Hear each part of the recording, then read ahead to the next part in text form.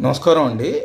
ఇవాళ మనము మైక్రోవేవ్ బేసిక్స్లో మనము మైక్రోవేవ్లో కాలీఫ్లవర్ ఫ్లోరెట్స్ని మనకి కూరకి కావాల్సిన కానీ ఫ్రైకి కావాల్సినటువంటి ఒక రకంగా మనము డైరెక్ట్గా దాని యొక్క టెక్నాలజీని వాడేసి ఈ గోబీ ఫ్లవర్లో ఉన్నటువంటి తేమతోనే మనం వాటిని ఉడికిచ్చి వైట్ కింద ఉంచి మనము వాటిని ఫ్రై కింద చేస్తే కనుక మనకు అది ఉంటుందా.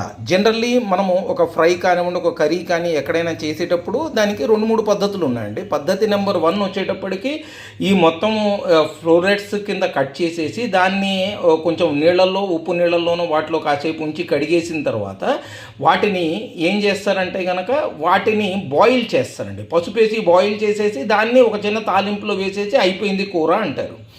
ఇంకొక పద్ధతిలో తాలింపులో సన్నగా తరిగినటువంటి ఈ కాలీఫ్లవర్ ఫ్లోరెట్స్ని మనము పోపు వేసేసుకుని దాన్ని కనుక మూత పెట్టుకుని సన్నటి సెగలో చేస్తే అది ఇంకొక పద్ధతి అండి. దాని తర్వాత చిన్న ఫ్లోరెట్స్ కనుక ఉంటే కనుక మీరు నీళ్ళలో మగ్గించాల్సినటువంటి అవసరం లేదు, ఆటోమేటిక్గా అయిపోతుంది అది. ఓకే, ఇప్పుడు 4వది మనం పకోడీ అవి అంటే కనుక ఇప్పుడు గోబీ మంచూరియన్ చేయాలనుకోండి. గోబీ మంచూరియన్ చేయాలంటే కనుక ఒక ఏంటంటే హాఫ్ డన్ అయినటువంటి మీకు గోబీ ఫ్లోరెట్స్ కావాలి. ఓకే, ఈ హాఫ్ డన్ కోసం మనం మైక్రోవేవ్ వాడుకోవచ్చు ఇంట్లో.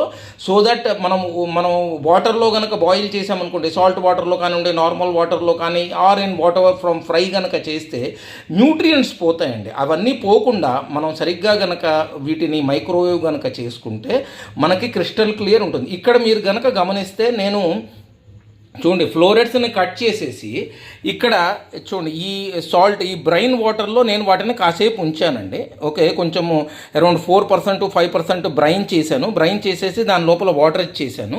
దాన్ని నేను ఏం చేశానంటే కనుక వాటిలో మొత్తం అంతా పురుగులు పుట్ర ఏమీ లేవు అనేటటువంటి నిర్ధారణ అయిన తర్వాత నేను ఒక బౌల్లో వాటిని వేసుకుని ఒక బౌల్ని ఈ మైక్రోవేవబుల్ గ్లాస్ కంటైనర్స్ ఏవైతే ఉన్నాయో ఈ వెసల్స్ ఏవైతే ఉన్నాయో మైక్రోవేవ్ సేఫ్వి వాటి లోపల పైన ఇదిగా పెట్టి ఓవర్గా దానికి ఏంటంటే సర్ఫేస్ ఏరియా ఎక్కువ మైక్రోవేవ్కి ఎక్స్పోజ్ అయ్యేటట్టుగా నేను వీటిని పెట్టానండి.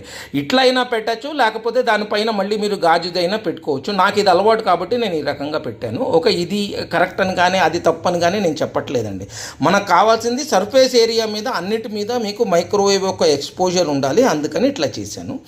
దాని తర్వాత ఈ యొక్క దాంట్లో బెనిఫిట్లో మీకు వచ్చేటటువంటిది ఏంటయ్యా అంటే మీకు వాటర్ వేపర్ ఏదైతే ఉంటుందో అది కిందకి కండెన్స్ అయిపోతుంది.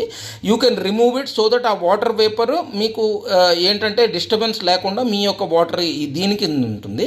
అది మొత్తం అక్కడ మీకు ఒక రకమైనటువంటి తేమ గనక వాటికి ఏర్పాటు చేస్తుంది, హెవీగా లేకుండా. దాన్ని మీరు కనుక కోట్ చేసేసి ఏది మైదాతో కానివ్వండి, లేకపోతే కార్న్ ఫ్లోర్తో కానీ, లేకపోతే శనగపిండితో కానీ, లేకపోతే కనుక మిక్స్ అండ్ మ్యాచ్ వీటన్నిటిలో కలిపి చేసేసుకుని ఓకే మీరు ఒక ఏంటంటే ఒక కోటెడ్ కాలీఫ్లవర్ చేయొచ్చు. దీన్ని మనము సన్నటి సెగలో కనుక మనం ఫ్రై చేసుకుని దాని తర్వాత దీన్ని కనుక మనము మంచూరియా సాస్లో కానివ్వండి దీంట్లో కానీ మీరు టాస్ చేసుకుంటే మంచూరియా అయిపోతుంది, లేకపోతే కనుక మీకు గోబీ పకోడీ అయిపోతుంది మీరు శనగపిండితో కనుక చేసుకుంటే. So everything will be very nice అండి. ఓకే, ఇక్కడ సాల్ట్ అనేటటువంటిది నేను వాడలేదు. ఓకే, ఎందుకంటే ఓవర్గా వాటర్ బయటికి రాకూడదు and then it should not be extracted, లోపల ఉన్నటువంటి వాటర్తో అవ్వాలి అనేటటువంటి ఉద్దేశంతో చేసింది. ఇదిగోండి నేను దీన్ని ఈ రకంగానే ప్లేస్ చేశాను.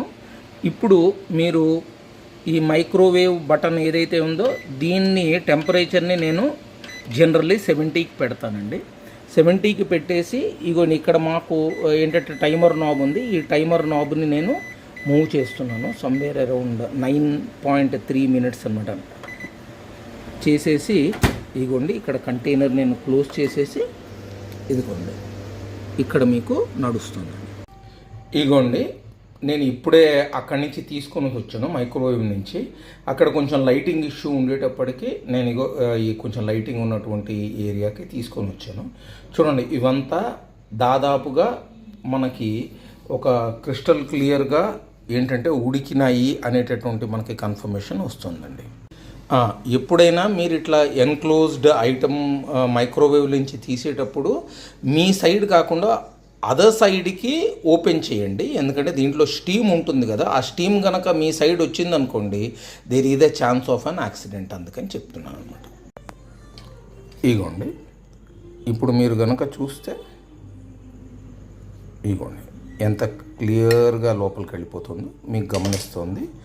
ఏంటంటే మీకు చూడండి, ఈ florets are cooked properly, colour lose అవ్వలేదు, సరైనటువంటి విధంగా కుక్ అయ్యాయండి. Thank you.